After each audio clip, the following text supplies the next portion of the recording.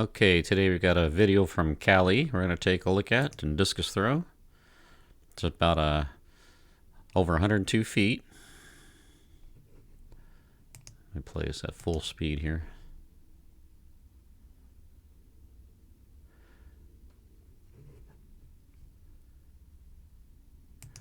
Okay.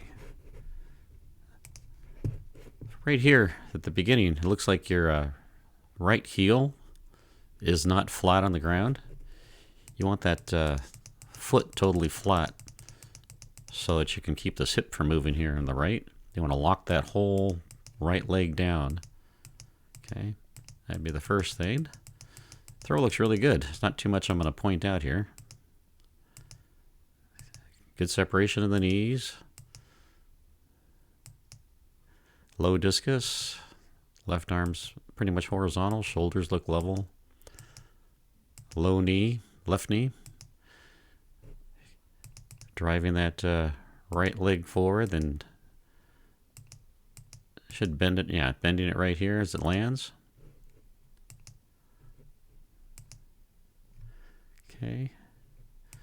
The discus should go from this point here up to a high point here, from 12 to 6. Not quite getting the height I think you need to get here. Let's take a look right here. Okay, now we've got the hips at 12, right foot's at 12, left foot's at 6, and discus is at 6. So I think what I'm seeing here is put this discus in line with your shoulders. You're right about here. If you drop that left shoulder down a little bit, you'll be able to get that discus in a much better orbit up here somewhere. Okay. So you have more distance to rotate it around in this orbital path. Okay. Looks good. Got good separation. Your shoulders are facing the camera here. Hips are facing 12 o'clock, the back of the circle. That looks good. Your body angle looks good. That's what's throwing me off a little bit on this arm. Down through the hips, through your head. This angle here looks really similar to your shin angle there. They're dead on.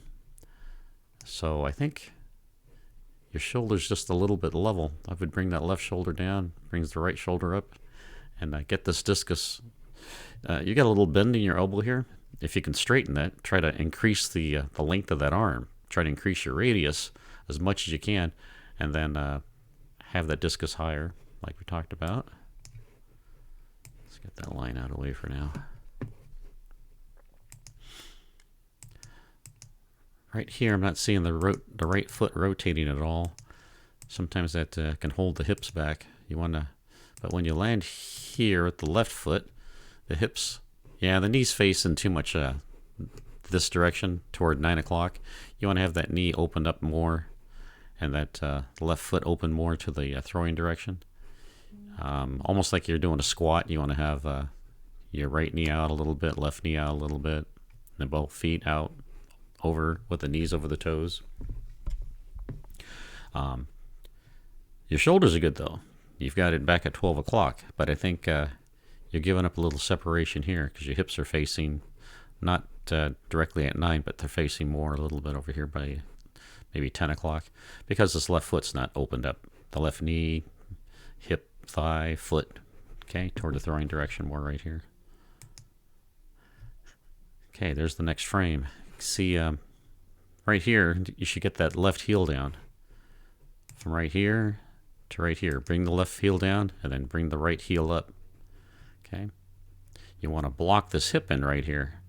So to do that, you should get this foot flat and then start driving backward with that left hip. You're going to see when you get to the release, you haven't extended it yet, which is okay. Right about here. You're getting ready to release it.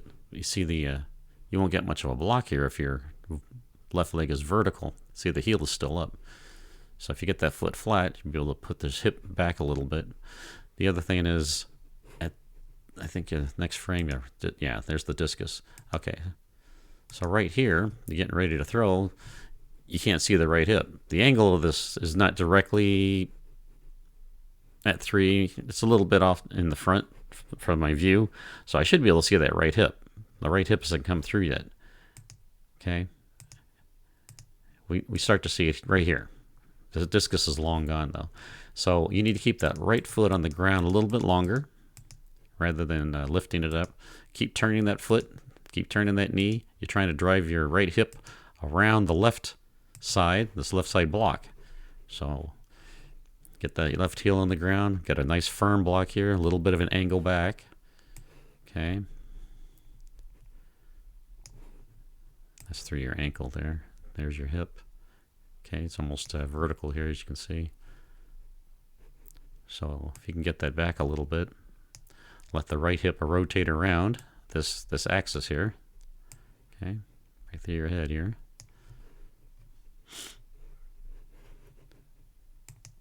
The other thing is watch the release of the discus. You see its angle right here.